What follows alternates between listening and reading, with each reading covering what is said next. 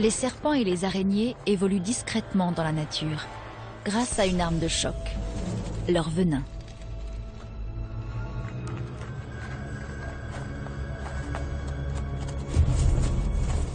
Ils peuvent frapper n'importe quand et n'importe où.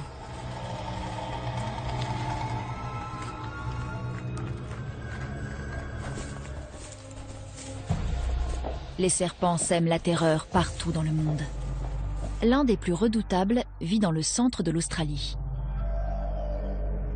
Le venin du taipan du désert est tellement toxique qu'une seule dose suffirait à tuer 250 000 souris.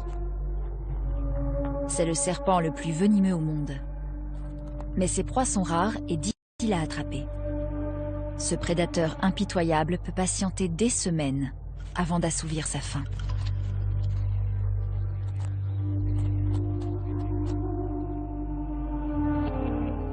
Quand il passe à l'action, il n'a pas le droit à l'erreur. Ce terrier protège ses occupants de la chaleur étouffante. Mais pas de leur ennemi juré.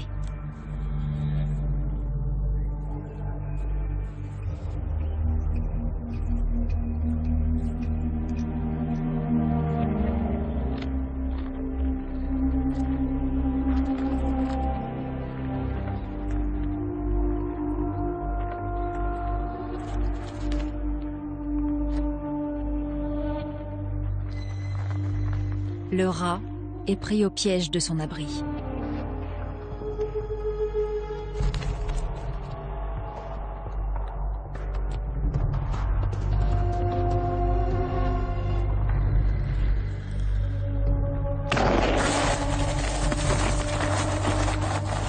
Une seule morsure et toute tentative d'évasion devient inutile.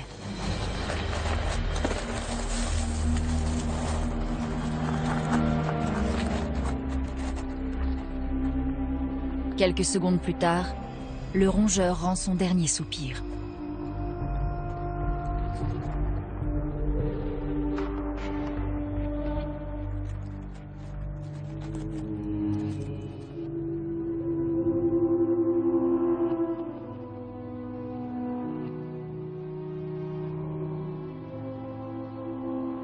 Le venin du taipan tue rapidement et des enzymes ramollissent la chair de ses proies pour faciliter la digestion.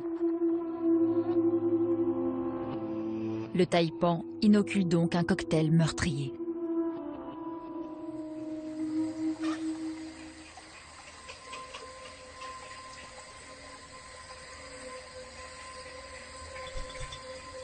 Le venin est une arme que se partagent de nombreux animaux, dans des habitats très divers. Il peut servir à attaquer ou à se défendre.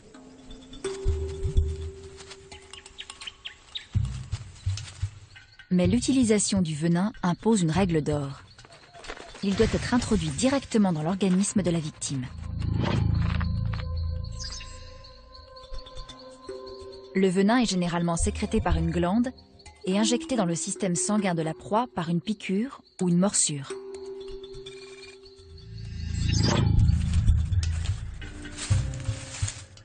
Le venin est le plus souvent l'apanage des prédateurs.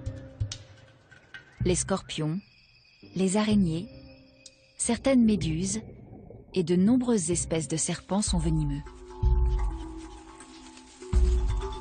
Mais d'autres animaux tout aussi toxiques ne sécrètent pas pour autant de venin. Ils tuent avec du poison.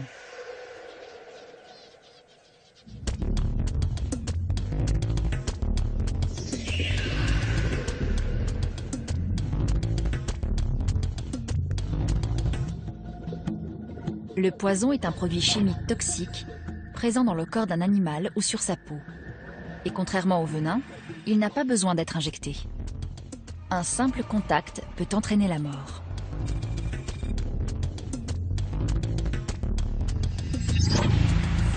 Le poison est une arme passive, généralement utilisée comme moyen de défense. Des rayures et des couleurs vives permettent à ces animaux de signaler leur dangerosité.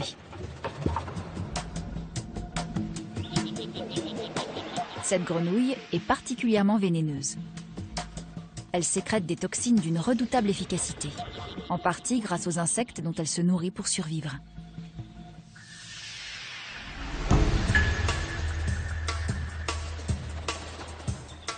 Elle emmagasine tellement de poison que ses réserves pourraient suffire à tuer 10 êtres humains. Appelé grenouille à flèche empoisonnée, ce batracien est reconnaissable à ses taches jaunes. Ce signe distinctif dissuade les prédateurs potentiels, ce qui lui laisse le champ libre pour chasser tranquillement ses propres proies.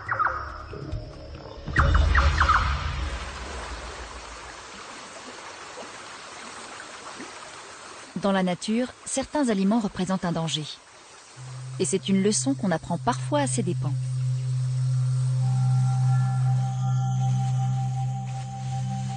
Savoir de quelles plantes et de quels animaux il faut se méfier est crucial pour toutes les espèces, y compris les humains.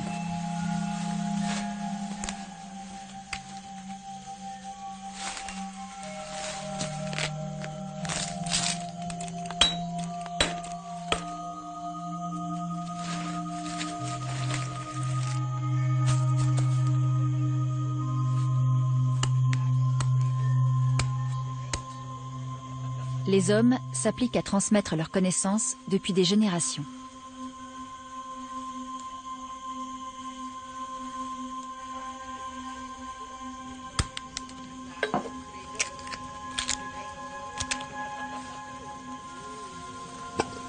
Nous avons déployé des trésors d'ingéniosité pour exploiter ces substances toxiques et les utiliser à notre avantage.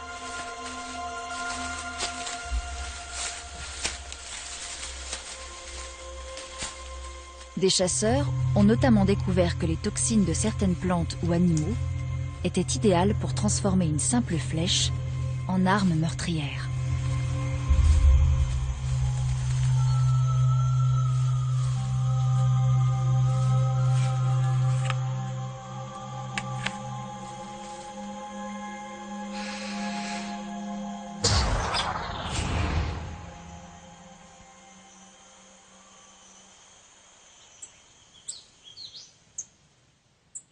Les animaux venimeux sont nombreux, mais quelques-uns se détachent du lot.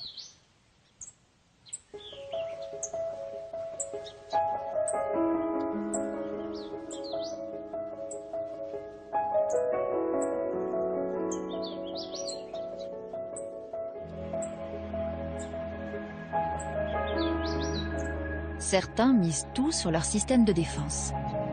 D'autres transforment leur régime alimentaire en une arme toxique. La vie du grand monarque est intimement liée à une plante vénéneuse. Sans elle, il n'existerait pas.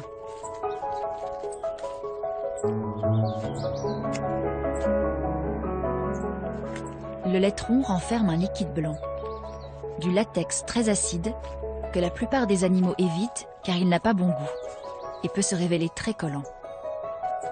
Mais il est essentiel au cycle de vie de ce papillon.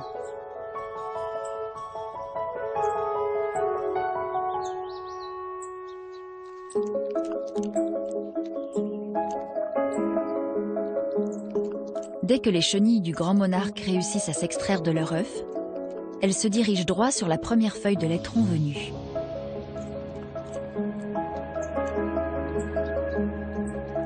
Elles ont mis au point une technique astucieuse pour que leurs mandibules ne se retrouvent pas engluées. Elles découpent un petit cercle dans la feuille qui empêche le latex de couler à cet endroit.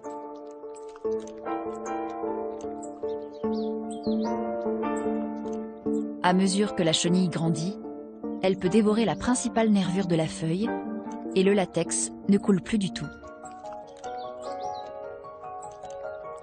La chenille du grand monarque se nourrit exclusivement de cette plante vénéneuse. Au fil du temps, elle absorbe de plus en plus de produits chimiques. Le papillon les conservera dans son corps tout au long de sa vie. Le grand monarque empoisonnera tous les prédateurs qui ne se seront pas laissés intimider par ses rayures colorées. Le laiteron produit du poison proportionnellement à la consommation que les chenilles font de ses feuilles. Une solution qui profite à la plante comme à l'insecte. Les chenilles grandissent lentement au début. Mais au bout de 4 jours, leur croissance s'accélère. À 15 jours, elles sont fin prêtes pour leur grande métamorphose. 10 jours leur suffisent pour devenir un papillon adulte.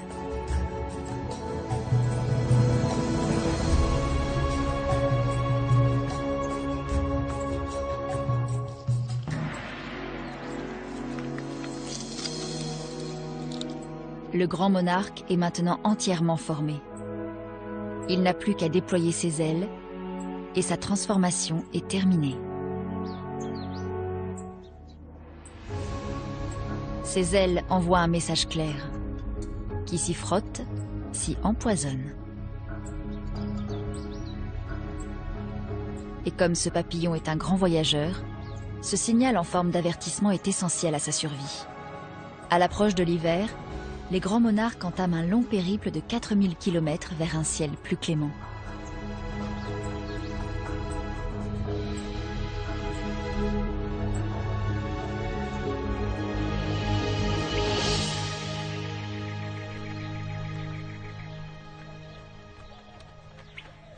À l'autre bout du monde, le danger rôde sous terre.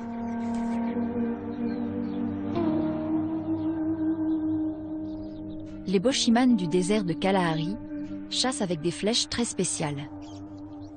Leur extrémité est minuscule, mais ce n'est pas la pointe qui est meurtrière.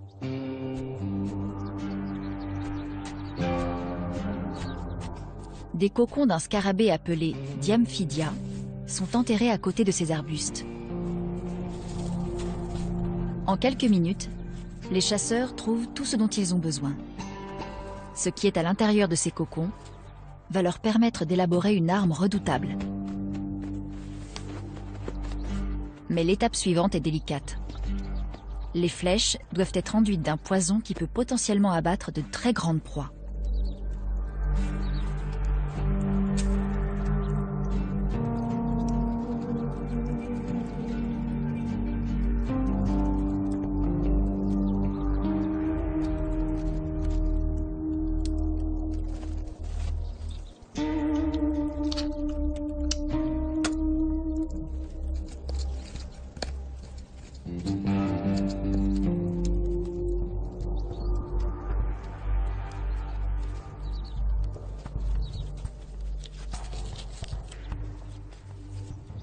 La toxine provient de la larve du scarabée. Il suffit de la presser doucement pour transformer cette flèche en arme empoisonnée. L'extrémité de la flèche n'est jamais recouverte. Le moindre contact peut être fatal.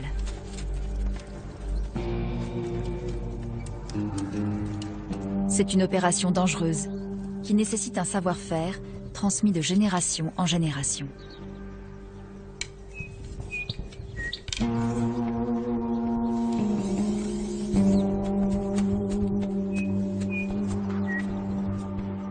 Même si les flèches sont légères et sensibles au moindre courant d'air, quand elles frappent leur cible, le poison qu'elles contiennent affaiblit et dans certains cas, tue des animaux aussi imposants que la girafe.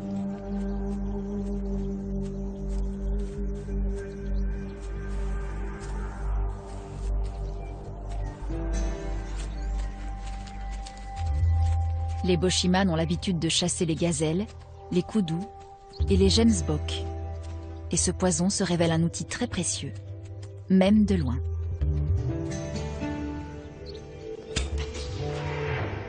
Il suffit que la flèche effleure l'animal pour que le poison pénètre dans son système sanguin. Mais dans ce cas, il met plus de temps à faire effet. Parfois, un chasseur doit suivre la trace d'une bête pendant plusieurs jours avant de réussir à la tuer.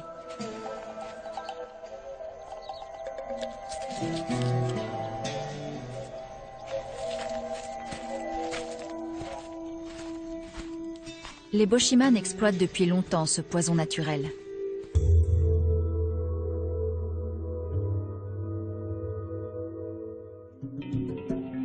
On découvre de nouvelles toxines encore aujourd'hui.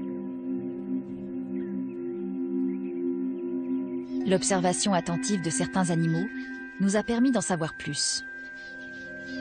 La morsure d'un varan péranti provoque des saignements abondants. On a longtemps pensé qu'ils étaient dus à une infection bactérienne.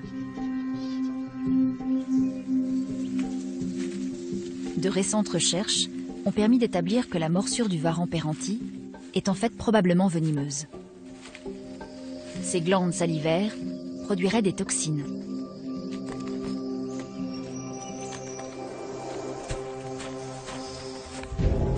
Ces toxines évoluent peut-être depuis 200 millions d'années. Une arme ancestrale qui s'est répandue aux quatre coins de la planète à partir d'un ancêtre commun.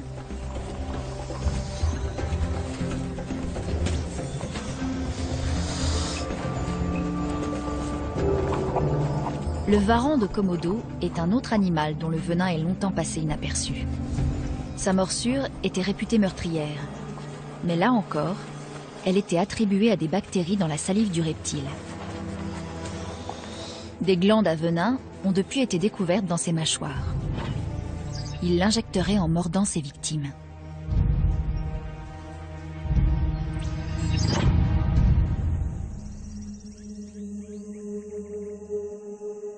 Il existe un autre lézard avec du venin à revendre. Contrairement aux serpents venimeux, le monstre de Gila ne possède pas de crochets, mais des dents percées de sillons sur sa mâchoire inférieure. Après avoir mordu sa proie, c'est en mastiquant qu'il lui transmet le poison. Les toxines s'écoulent à travers les sillons. Et elles sont aussi puissantes que celles du crotale. Ce lézard est donc un redoutable prédateur.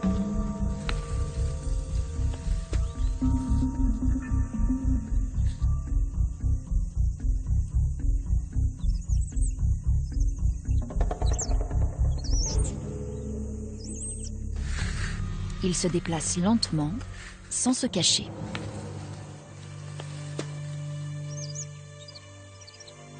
Beaucoup d'animaux réussissent à l'éviter.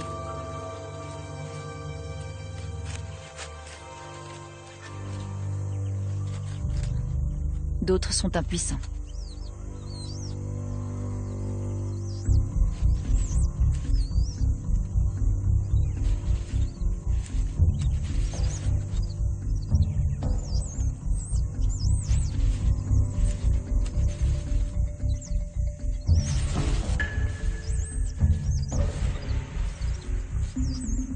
Il peut sembler étonnant que le monstre de Gila ait développé un venin aussi puissant pour une proie aussi vulnérable.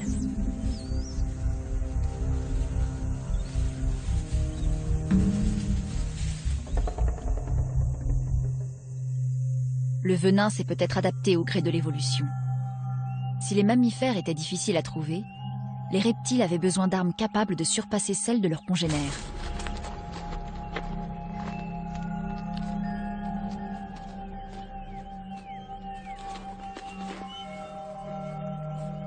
C'est peut-être pour cette raison que certaines espèces disposent d'un venin beaucoup plus toxique que nécessaire pour tuer leur proie.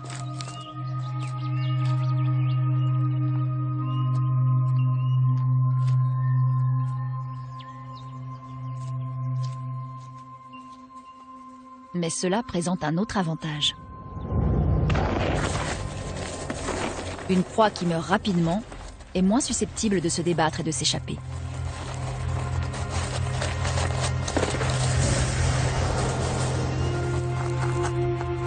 Il existe une immense variété d'armes chimiques au sein du règne animal.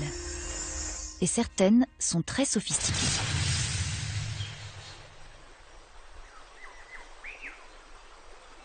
Sous les tropiques humides du nord de l'Australie, une espèce de phasme dispose d'une technique étonnante pour repousser les prédateurs potentiels.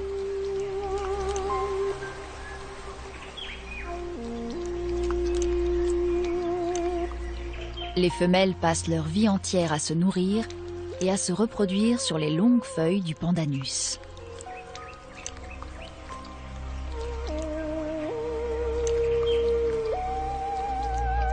Les dentelures coupantes de cet arbre ne sont pas appétissantes pour la plupart des insectes. Quand il se sent menacé, le phasme se colle contre la feuille pour se confondre avec elle. Mais s'il est démasqué, il peut compter sur des glandes situées derrière sa tête. Ces glandes fonctionnent comme des pompes. Elles pulvérisent un produit chimique visqueux qui dégage une forte odeur de menthe. Le phasme peut projeter ce liquide à 60 cm à la ronde. Et il est aussi irritant qu'un gaz lacrymogène.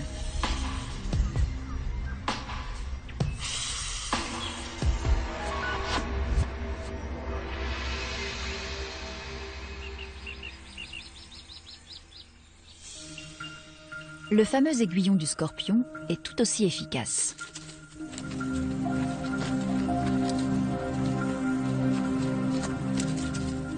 Le scorpion velu d'Arizona n'est pas dangereux pour les humains.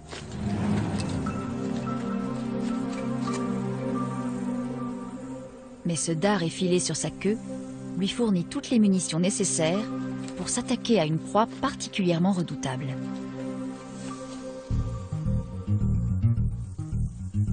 Le solifuge est un adversaire très agile.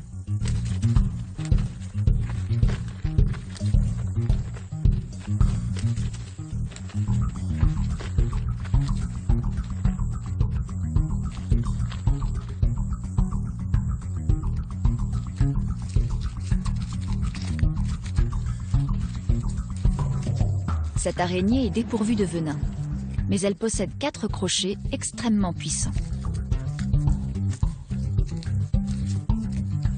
Les muscles qui font fonctionner ces armes tranchantes sont un régal pour le scorpion.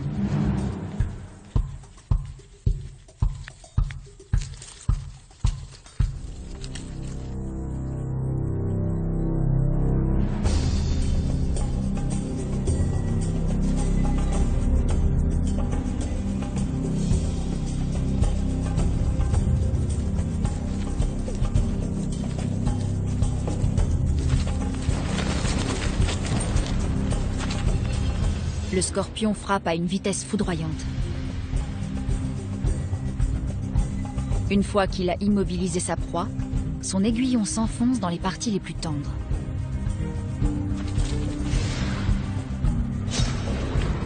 Des piqûres répétées seront nécessaires pour venir à bout de l'araignée.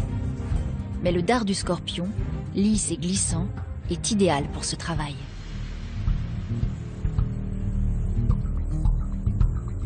La proie est KO.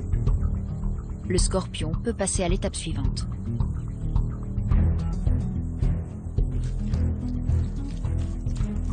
Ses pinces sont assez acérées pour transpercer sa victime. Cette violente attaque est un succès. Grâce à son aiguillon, le scorpion a désarmé sa proie et dévoré son arsenal.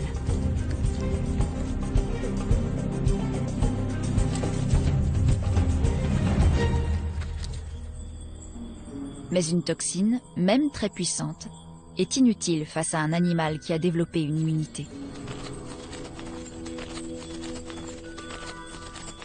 Dans le désert du Negev, en Israël, ce hérisson est insensible au venin du scorpion. Son régime alimentaire se compose essentiellement d'insectes inoffensifs. Mais il se laisse parfois tenter par un savoureux scorpion.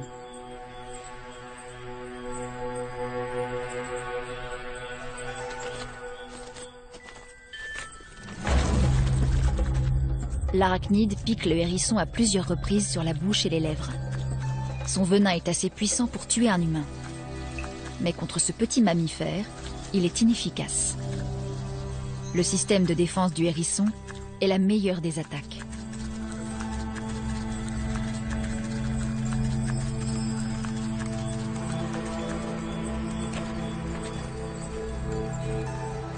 Mais parfois, une arme apparemment infaillible peut se révéler inefficace. Les taipans du désert naissent avec le venin le plus puissant au monde. Mais tous ne survivront pas. Sitôt sortis de leur coquille, ils sont en fait extrêmement vulnérables, même s'ils sont loin d'être sans défense.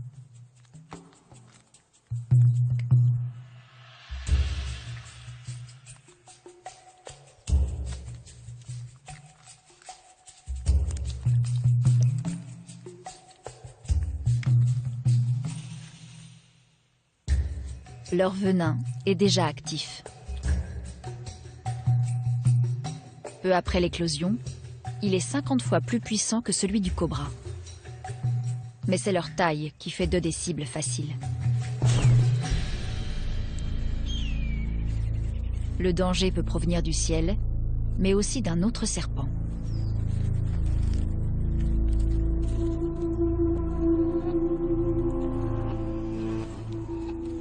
Le petit taipan n'est âgé que de quelques heures, mais il a attiré l'attention d'un serpent brun royal affamé. Quand la nourriture est rare, un serpent se contente de ce qu'il trouve. Ce prédateur n'hésitera pas à attaquer un autre reptile, même s'il est venimeux.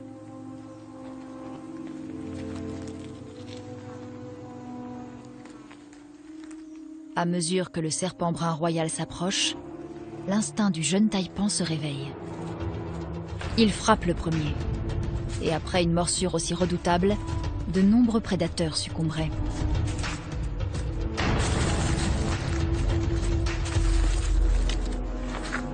Mais le serpent brun royal est protégé contre la morsure de ses congénères. Son venin lui procure une immunité qui le rend insensible aux toxines d'un taipan.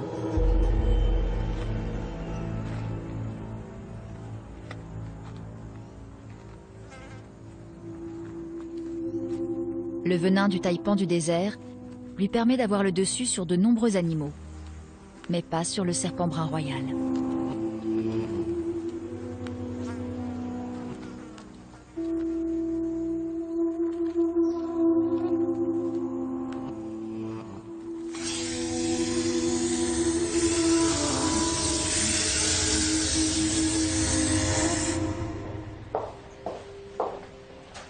Les hommes ont redoublé d'ingéniosité pour faire face à cette terrible menace.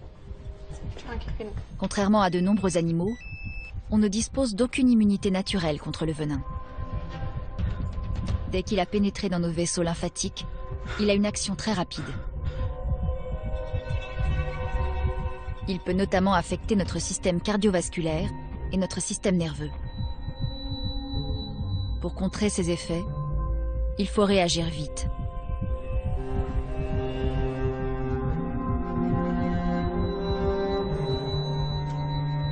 Identifier la nature exacte du venin est crucial. Et la science a mis au point des outils d'analyse qui permettent de s'assurer que le bon antivenin est administré.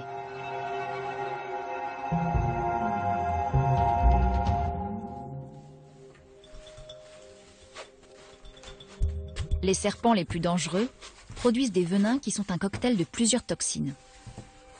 Ces toxines peuvent varier en fonction des espèces, mais aussi au sein d'une même espèce. Élaborer des sérums antivenimeux n'est pas sans danger.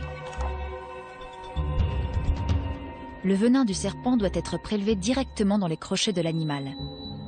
Seuls des professionnels aguerris peuvent s'y risquer. Quelques-uns des produits chimiques qui composent le venin incluent les neurotoxines, qui attaquent le système nerveux, les hémotoxines, qui touchent le système cardiovasculaire, et les myotoxines, qui affectent les muscles.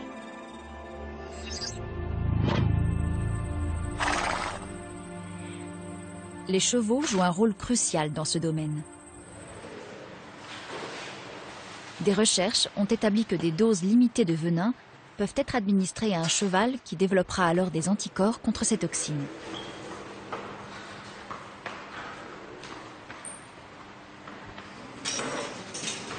Les doses sont déterminées avec soin et le cheval ne court aucun danger. Les anticorps peuvent ensuite être prélevés.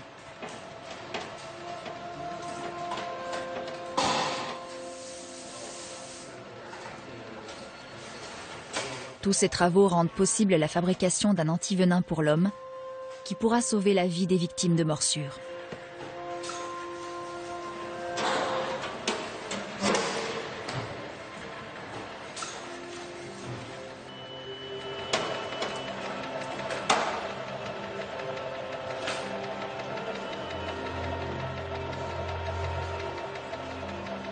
Mais comme les serpents sécrètent des venins très différents, un large éventail d'anticorps est nécessaire afin d'élaborer un sérum pour chaque espèce.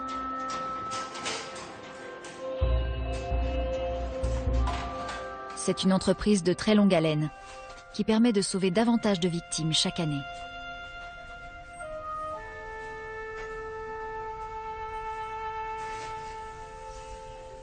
Les scientifiques ont encore du pain sur la planche. Les serpents, les scorpions et les araignées sont toujours responsables de la mort de plusieurs dizaines de milliers de personnes par an, principalement sous les tropiques. La science pallie nos fragilités et nous permet de développer des stratégies de défense très élaborées contre quelques-unes des plus redoutables armes de la nature.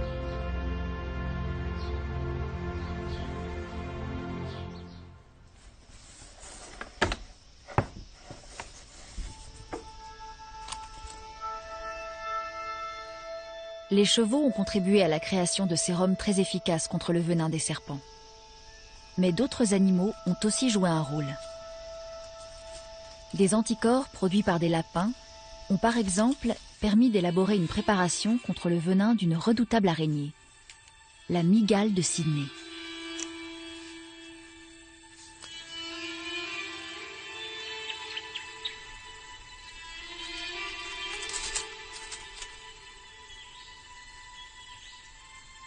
Mais il existe plusieurs dizaines de milliers d'espèces d'araignées dans le monde. Et elles possèdent presque toutes leur propre venin.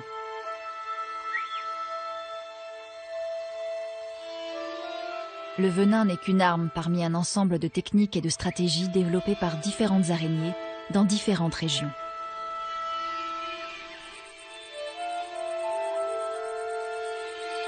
Par chance, peu d'araignées sont dangereuses pour l'homme. Mais la veuve noire à dos rouge échappe à cette règle. La femelle est extrêmement venimeuse. En Australie, ce n'est pourtant pas la plus redoutable.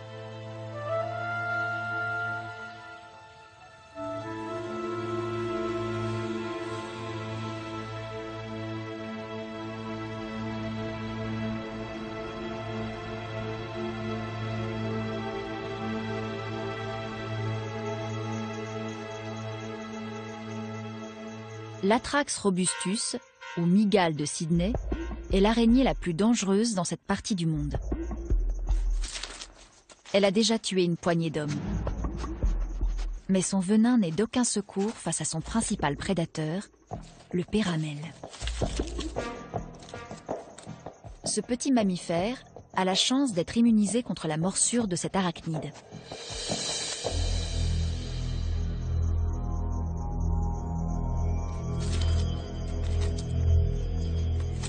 Le venin de la mygale de Sydney mâle contient un produit chimique supplémentaire appelé robustoxine. Sa morsure est encore plus puissante que celle de la femelle.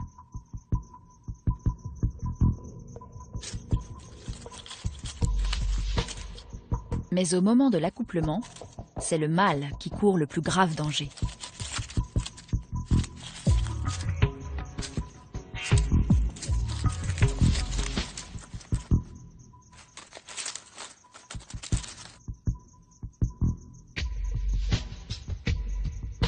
Même sous la contrainte, l'araignée mâle s'abstient de mordre.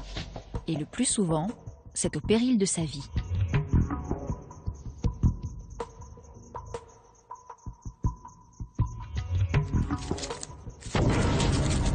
Près de 9 mâles sur 10 sont tués puis dévorés par la femelle. C'est un acte nécessaire pour la survie de leurs petits. La femelle se met en position, comme si elle allait frapper, mais c'est seulement pour recevoir sa précieuse dose de sperme. Et c'est à ce moment-là que le mâle se retrouve en très mauvaise posture.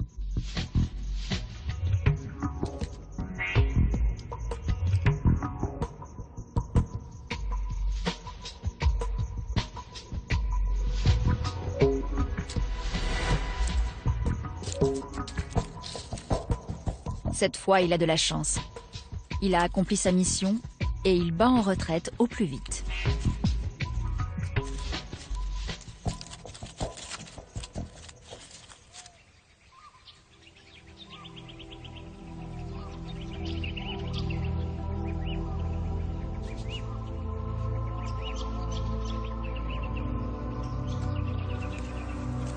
Si la reproduction est une entreprise hasardeuse pour la mygale de Sydney, D'autres insectes disposent d'armes qui se révèlent inefficaces au moment où ils en ont le plus besoin. L'abeille possède un aiguillon à venin qui représente une sérieuse menace. Mais elle est en danger face à un autre insecte lourdement armé, la fourmi bulldog australienne.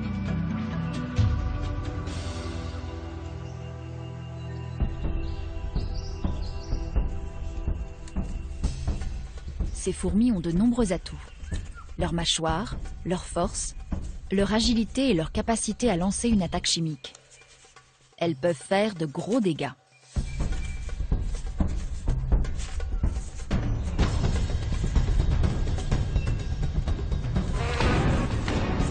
La fourmi bulldog attaque, prête à piquer, et l'abeille est rapidement immobilisée.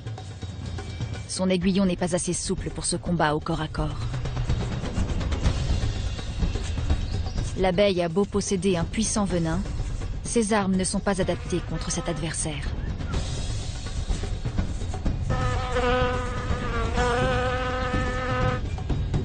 Même si elle piquait la fourmi, elle perdrait son aiguillon et elle mourrait.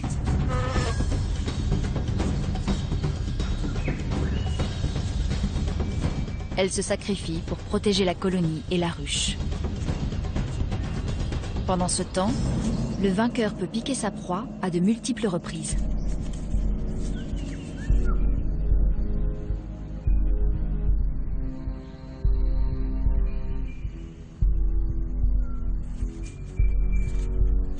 Voilà pourquoi la fourmi bulldog est une des fourmis les plus dangereuses de la planète.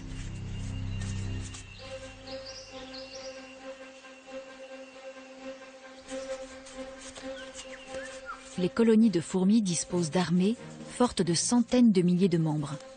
Mais les soldats bulldogs chassent seuls ou en petites unités.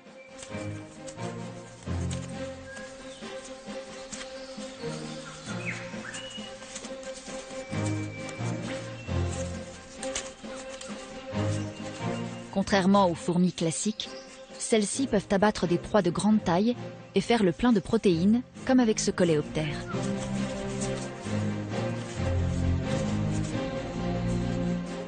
La fourmi assène une piqûre précise, pile dans un interstice de l'armure de sa victime.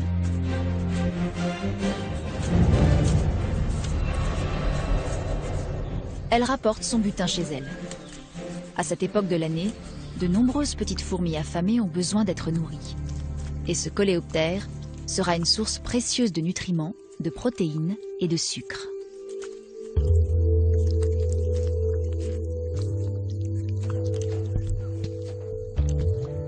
Les petites fourmis se jettent sur ce festin.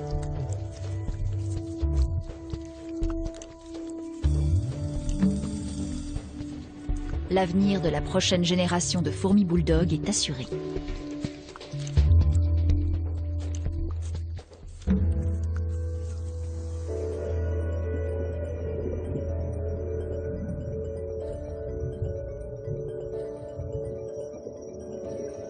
La Terre abrite une multitude d'animaux venimeux. Mais la mer n'est pas en reste.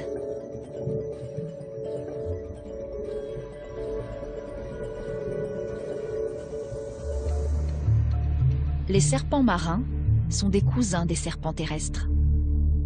Si le taipan du désert dispose d'un venin très puissant, les serpents marins possèdent quant à eux un venin d'action extrêmement rapide.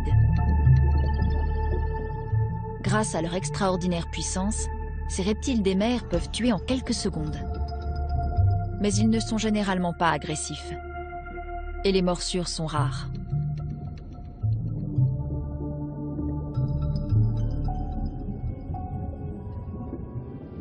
En dépit des apparences, le poisson-pierre est aussi extrêmement venimeux. Quand il est immobile au fond de l'eau, il se fond parfaitement dans le paysage. Et ce formidable camouflage est sa carte maîtresse. Mais il peut aussi compter sur un redoutable cocktail de toxines, issu de glandes situées sous ses épines dorsales.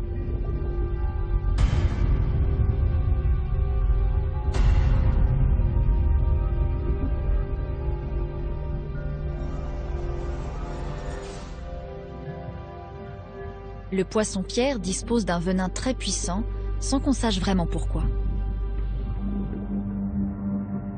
Car c'est une arme purement défensive. Ils l'utilisent peut-être pour repousser les requins et les pastenagues qui fréquentent les hauts fonds.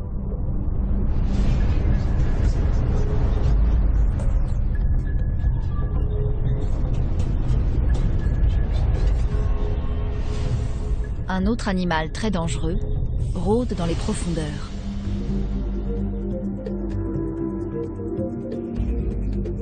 La guêpe de mer. Sa piqûre est redoutable. Une seule de ces méduses a assez de venin pour tuer 60 humains adultes.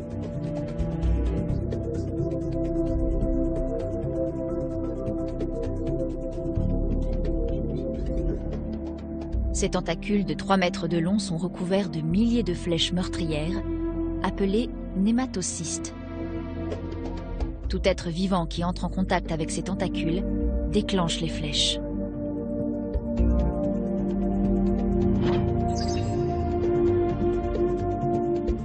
Chaque nématocyste microscopique peut inoculer une puissante dose de venin dans le corps de la victime.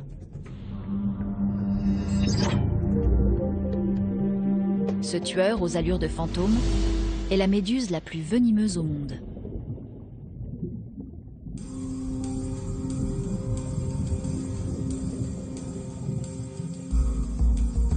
Mais la guêpe de mer n'est pas unique en son genre. La morsure d'un petit poulpe à anneaux bleus se compose d'au moins 10 produits chimiques. Ce mollusque, habituellement discret, ne mesure pas plus de 10 cm et vit dans les zones rocheuses. Mais si on le dérange, son apparence change radicalement. Sa peau se couvre soudain d'anneaux bleus vifs, produits par des cellules appelées chromatophores.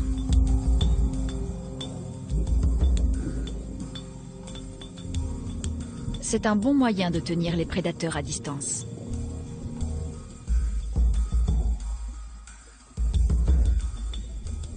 Ce poulpe se nourrit essentiellement de petits poissons et crustacés.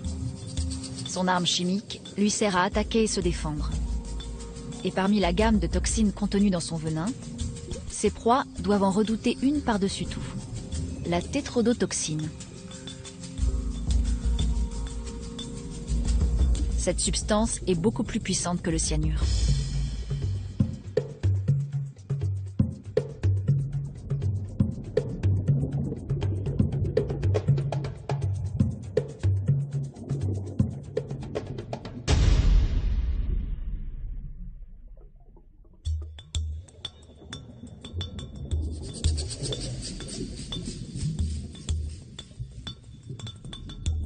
La tétrodotoxine est extrêmement répandue dans la mer.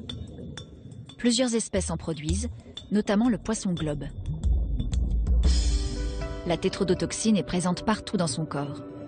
Et cela suffit à dissuader la plupart des prédateurs.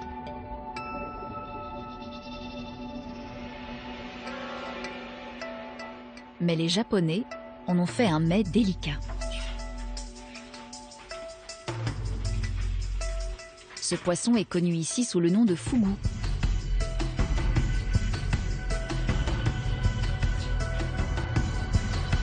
C'est une spécialité de la gastronomie japonaise. Mais un seul gramme de ces tétrodotoxines pourrait tuer tous les clients d'un restaurant de 500 couverts. Pour avoir l'autorisation de servir ce poisson, un chef doit suivre une formation pendant 2 ans et passer un examen pratique rigoureux.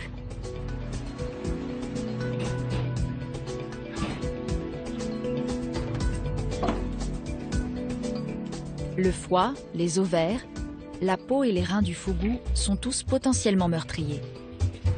Des toxines se cachent même entre ces arêtes. Il n'existe aucun antivenin, aucun antidote d'aucune sorte. Il ne s'écoule pas une année au Japon sans que ce poisson fasse une victime.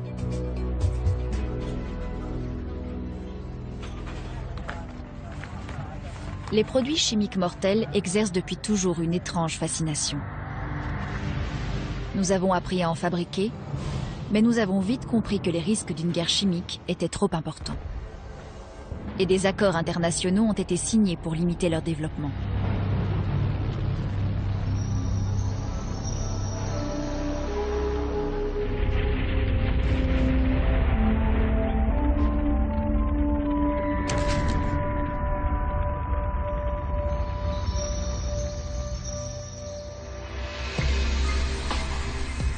La sophistication naturelle des armes animales continue pourtant de nous émerveiller.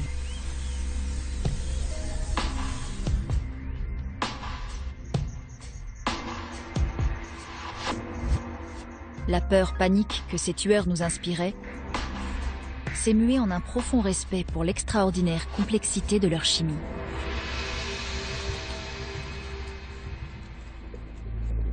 L'étude de prédateurs redoutables comme ce cône mangeur de poissons a permis de formidables avancées scientifiques.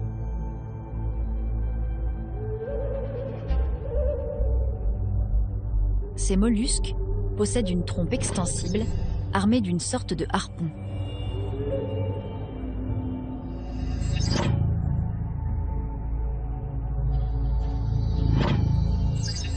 Comme ils ne peuvent lancer qu'un seul harpon venimeux à la fois, ils n'ont pas le droit à l'erreur.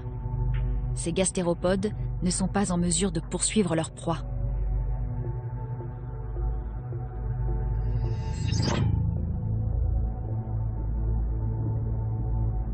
Mais certains cônes relâchent des produits chimiques dans l'eau qui paralysent leurs victimes, faisant d'elles une cible facile.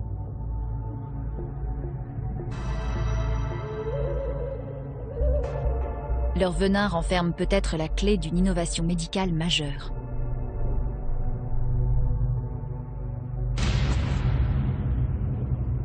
Ces toxines pourraient nous permettre d'élaborer des calmants beaucoup plus puissants que la morphine et dépourvus d'effets secondaires.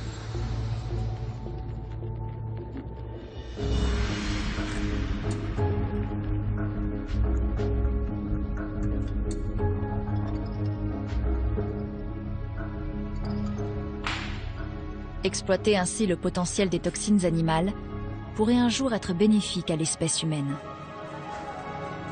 Et nous avons réussi à éclaircir une grande partie du mystère des venins et des poisons.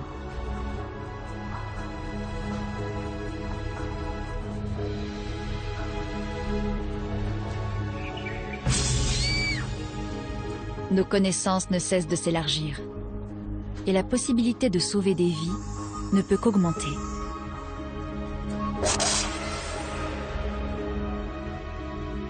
Nous nous intéressons à ces prodiges de la chimie depuis bien longtemps.